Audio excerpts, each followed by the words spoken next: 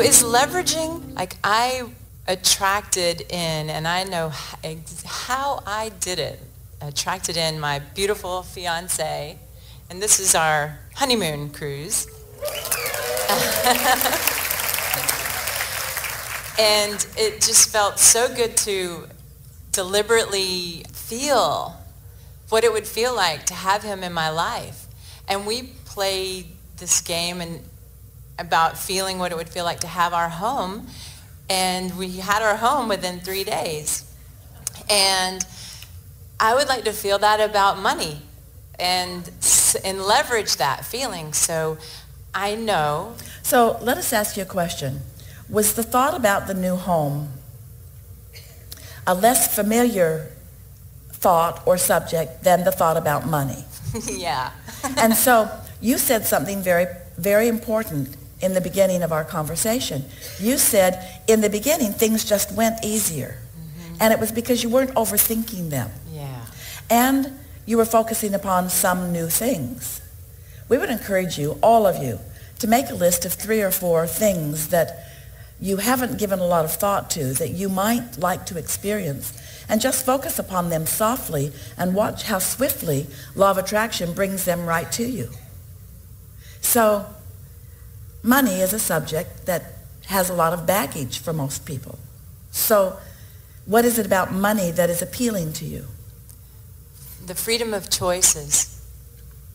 So freedom of choices. Freedom and choices. So freedom and choices.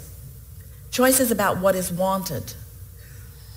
Not freedom from bondage or freedom from unwanted things, but freedom for wanted things. Yes. So as we offered that to you, did you feel any difference in the way you were feeling? Did any of you? There are some words that you use that are loaded. They're loaded with engines that go that way. Money is one of them. Mm-hmm. Freedom is another. Love is another. Because often you use the word wanting to go that way, but your vibrational patterns take you that way. Yeah. Isn't that interesting? Mm-hmm. So you have to find a way of freeing that up so that freedom really does feel like freedom. It doesn't feel like freedom from things I don't want to do. It feels like choices. We like the way you made that distinction. Freedom and choices. Choices. So which feels lighter to you, freedom or choices? Choices. So choices is a better word for you to use. Choices. I choose. So what kinds of things are you choosing? What kinds of things am I choosing? I choose fun. Great conversations, lighthearted conversations, happy.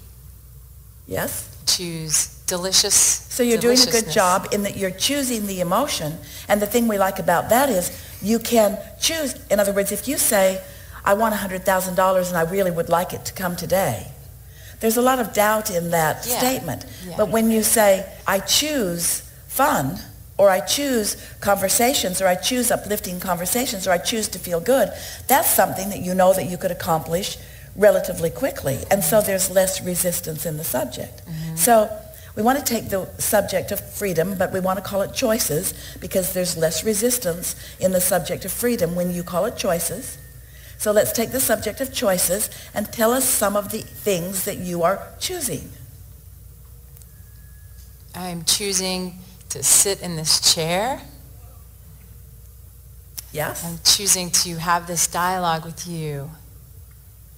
All right. So you're doing a good job of focusing on it as if it is now. Yeah. But what about what's coming? In other words, what about the choices that you've already put into your vortex?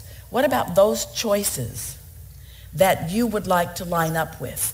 What choices do you think are there that you would like to activate within yourself now? This is good.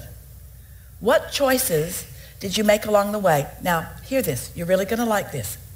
The conditions under which you made many of your choices were in contrasting situations where knowing what you don't want shot off a rocket of what you do want. Following? Yep.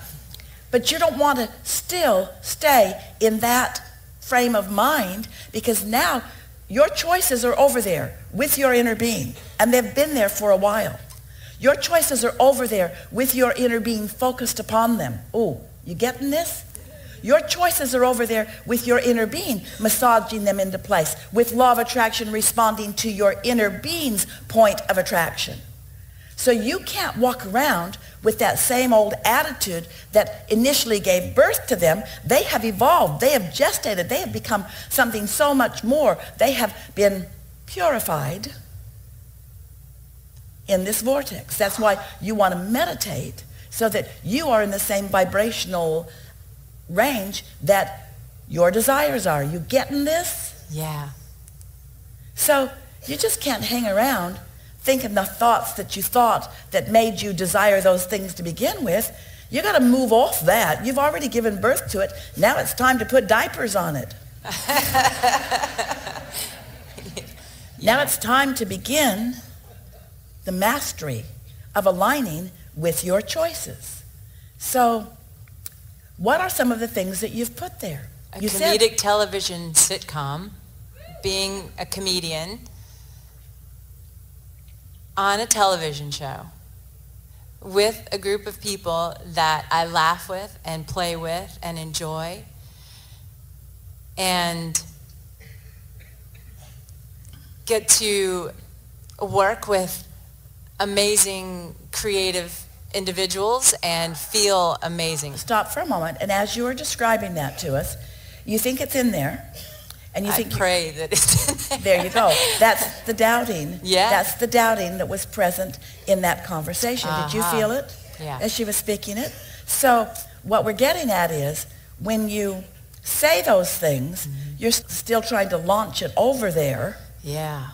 Rather than going over there where it already is. Because over there, it's done. It's done. It's done. You've got to feel the doneness of it. And if you can't do it on that subject, stay off of it. Okay. Because when you try to do it on a subject where you're not up to speed, you practice the out of the vortex stance that you were in when you gave birth to it to begin with. This is a leading edge conversation we're having. You're getting it, aren't you? So what do you think would be the logical thing to do about all of the things that are in the vortex? Wouldn't it be prudent to focus upon the easiest thing that you feel good about and just let that easiest thing carry you to these heights so that all of those subjects could stream into your consciousness, so that all of those thoughts could start turning into things? So of the things that you know are in your vortex, some of them that have been in there for a while have already come to fruition.